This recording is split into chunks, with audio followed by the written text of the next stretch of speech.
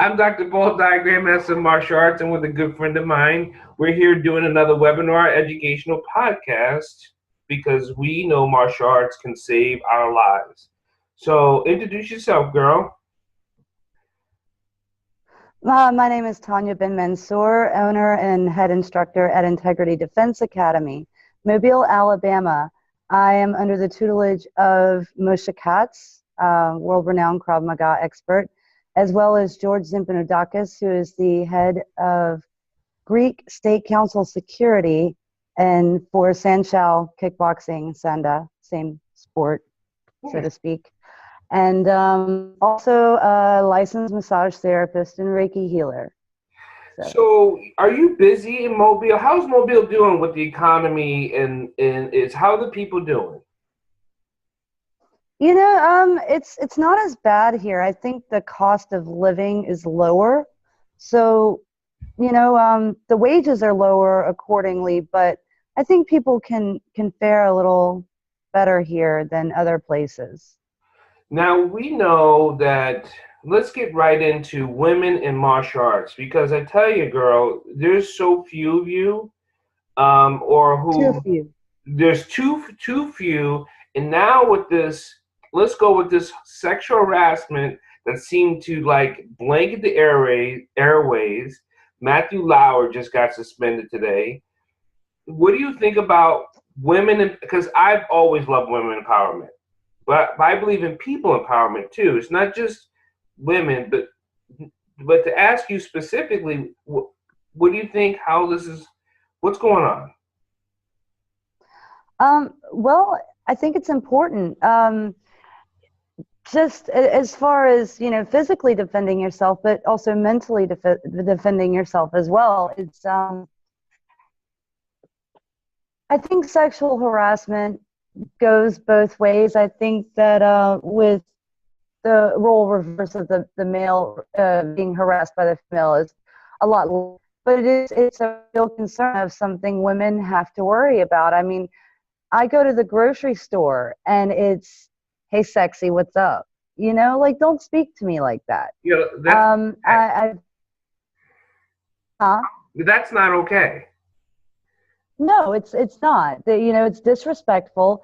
It is a form of harassment. It's verbal. So I think the self-defense for the woman must begin on the verbal front. You must, you know, be a master in verbal judo. You know, be assertive. It starts there, and then you move on to the physical. And unfortunately, I myself have been an attempted victim of rape before, and you know, it didn't happen for the guy. It ended pretty badly for him. But it's highly important that women learn to defend themselves, because it can take many forms. You know, so you don't somebody hugging you, forcing you into a hug. Right. That's where it starts. You know, and yeah, it's not, you know, and it's not about having something to prove. It's not about being tough. It's just knowing how to protect your space. Now, how come women have not? You would think we would get, as instructors, you would think we would get more women going, I need to do this, I need to do this, I need to do this, and yet they're still very passively in the weeds. Why is that, you thinking? I think it's from, you know, the traditional gender roles. Women are taught, I think, from an early age that they're not strong creatures. We're taught to follow the man. We're taught to, you know, and those things, that's fine. And those traditional roles, you know, in household, that's fine. You know, I am definitely not subservient to my man, but we serve each other. Right. You know, I am inclined to follow his lead. I have no problem doing that. But in the world, you know, I guess because of certain attempts early on in life, you know, I had to become very assertive. And I think that women are taught to not be assertive. And also I think going into a gym with a bunch of big guys rolling around, you know, the big burly male instructor, it can be intimidating for women, I think. And and not saying that a man can't teach a woman martial arts. Right. I've never had female teachers, just as employees of a school that I attended, but never directly. And so I think it's intimidation. You know, you walk in and you're like, you see all these big guys and you're like, what am I going to do here? I'm going to, you know, so I think it's scary for some women perhaps. And that's what my female students have told me. They're like, we're really glad you're a woman because we feel comfortable. Me too. I wish more women would teach. So how can we get more women teach? I'm working with a Newark group of trying to get more women in Newark, New Jersey, educated in self-defense so they can teach other women in all of Newark. So I'm working on that type of program now. You know, and it's also, I think it's harder for a woman in this industry. I'm just going to put that to the table. You have to work twice as hard to be considered half as good. Tell us Because, about that. you know, it's the tough guy thing, you know, the big karate guy. You know, I mean, certainly I don't want to get in a ring and exchange blows with a 230-pound guy, a 130-pound female. Right. But, you know, given an attack, could I fend off that person effectively? Mm-hmm. Yes, I have full confidence I could. Me too. Would I possibly be a little hurt in that situation? I'm not going to deny the fact that I'm going to take a blow or two. It's a violent attack. It happens quickly. You might not be able to scathe off everything at once. And it could be a fear of getting hurt. It could be a number of things. And it is sad that women, you know, aren't seen as equal because, you know, true good martial arts, it's not about strength, it's about leverage. It's about, and being a petite person and being able to, you have automatic leverage with someone who's bigger. Your hips are lower, your center of gravity is lower.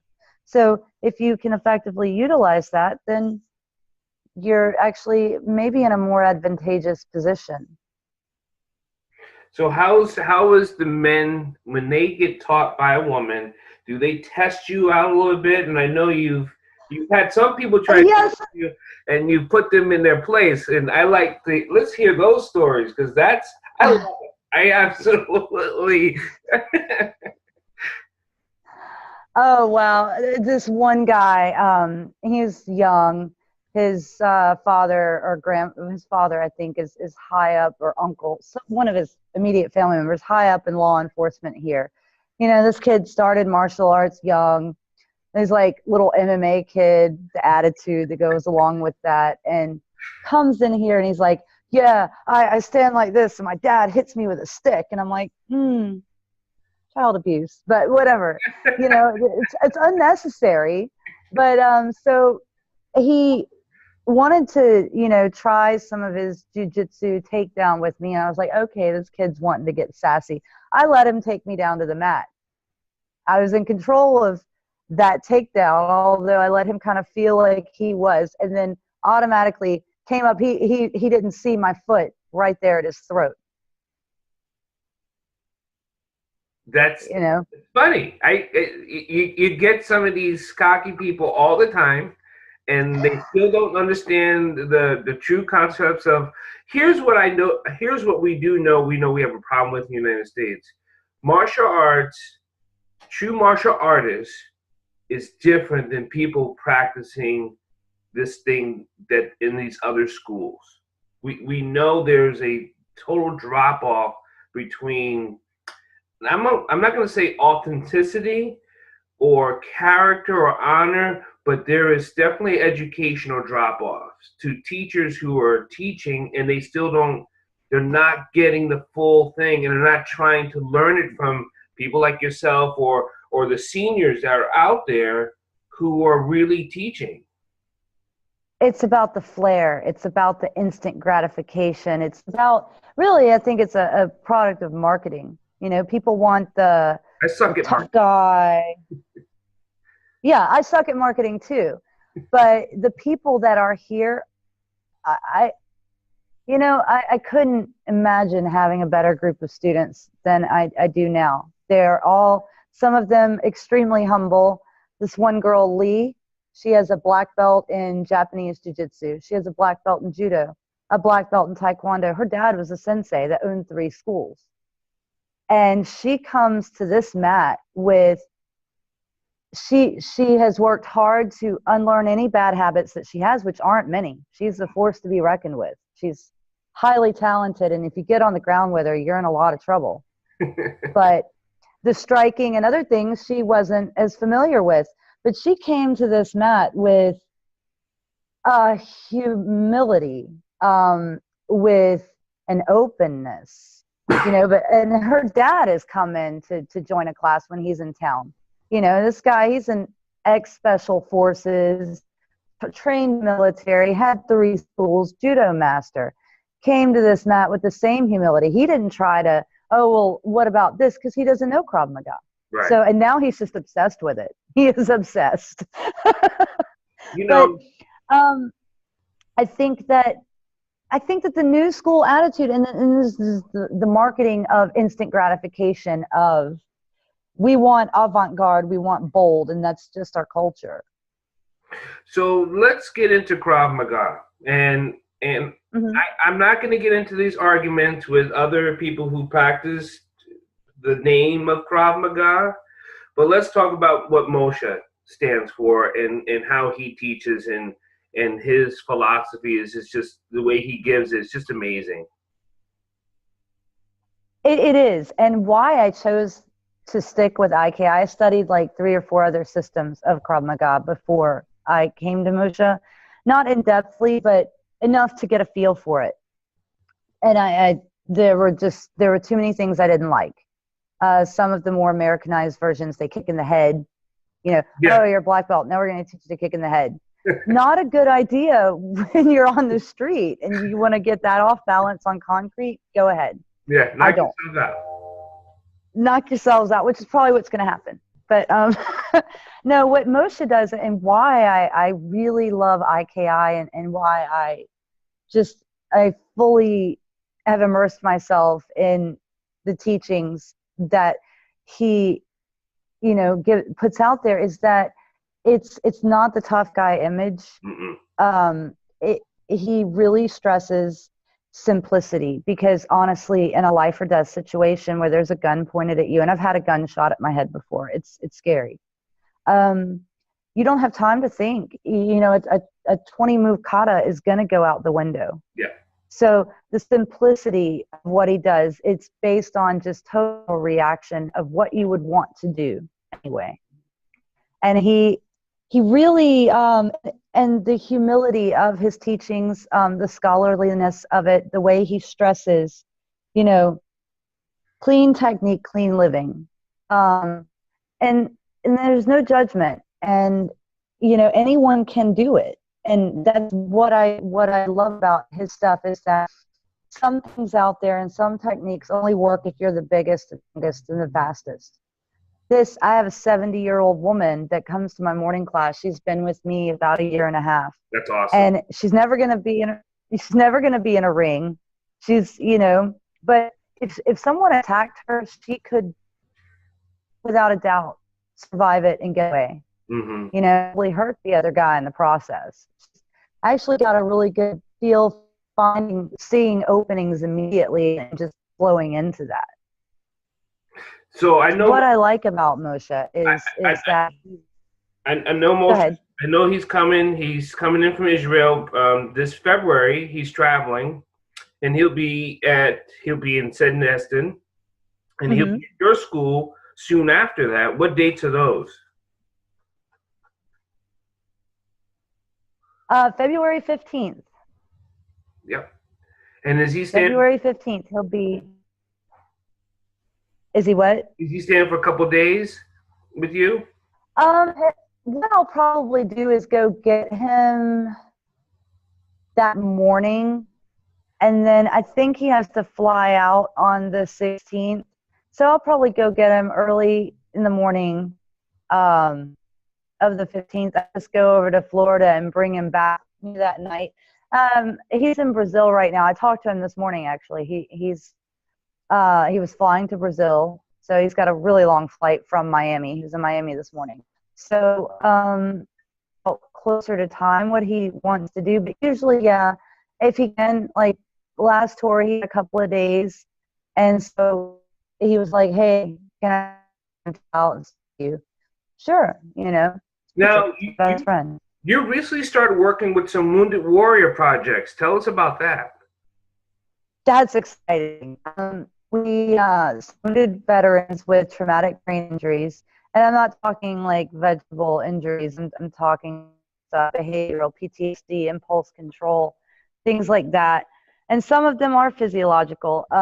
Using private Krav Maga lessons to initiate movement as well as teach them impulse control and gear them towards where they will possibly be able to join classes with other students later. So, and it's going really well so far. You know, I'm excited about the project.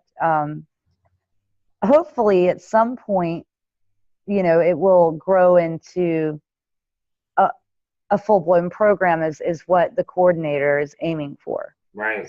You know, we have a lot of wounded soldiers out there come home, and we're trying not to forget about them, as soldiers often do get forgotten about. But there's lots of people I think are forgotten about, like the people who can't defend themselves.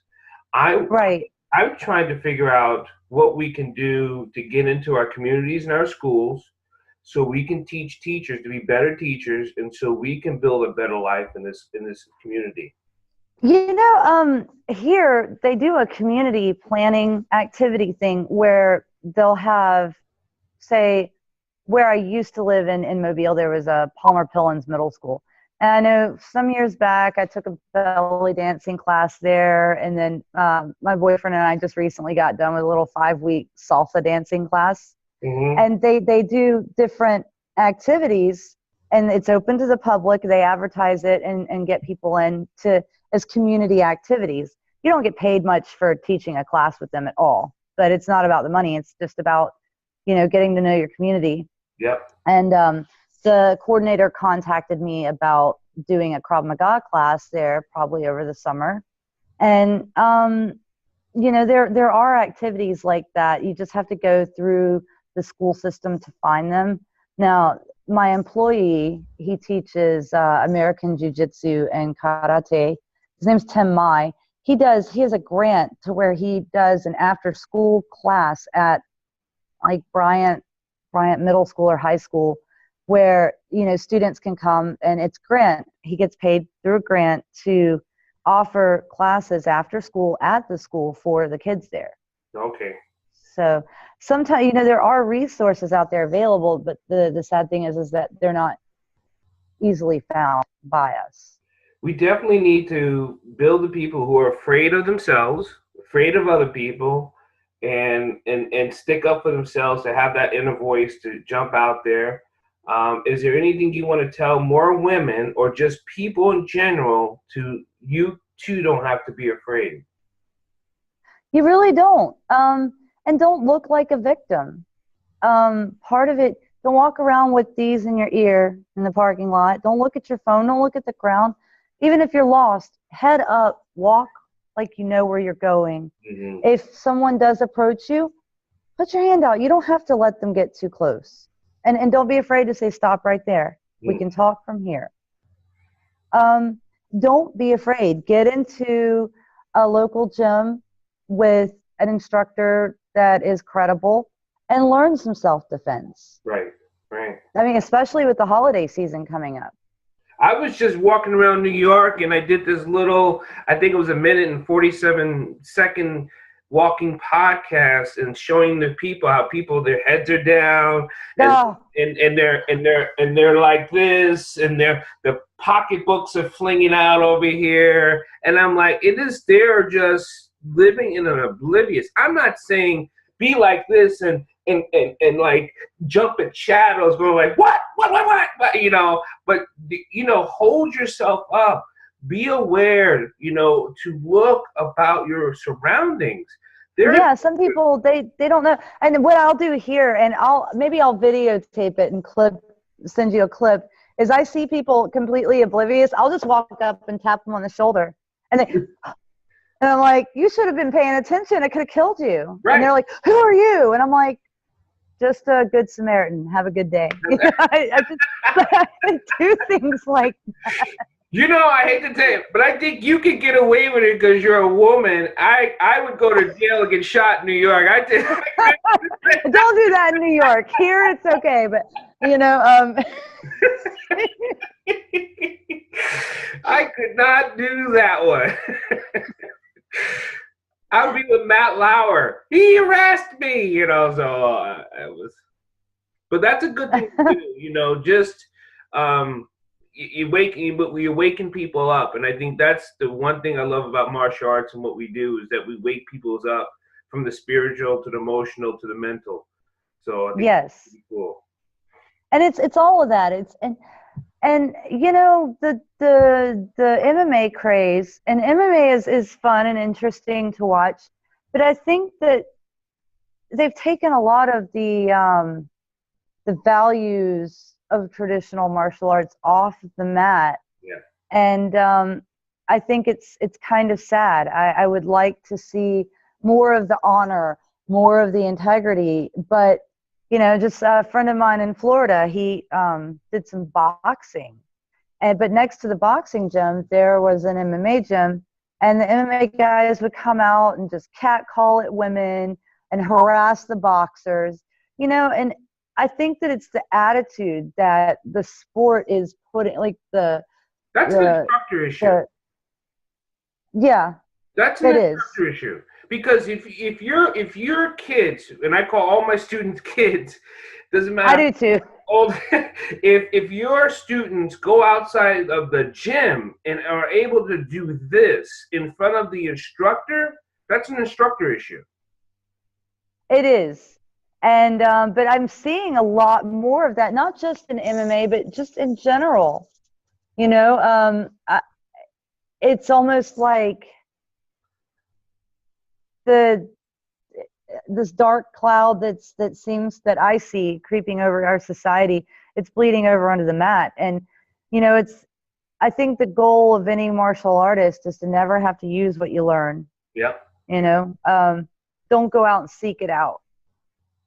But as far as, you know, to women out there, don't be afraid to learn. You know, don't be afraid to exercise your power. Some of the most powerful, you know, warriors in history, the Valkyrie women, the Amazonians, the Celts. Yeah. Some of the most fierce women were the Carthaginian women, Celtic women. These were strong, powerful warriors, and that spirit, you know, it's not dead, it's just buried. Mm-hmm. You know, exercise that and bring it to the forefront.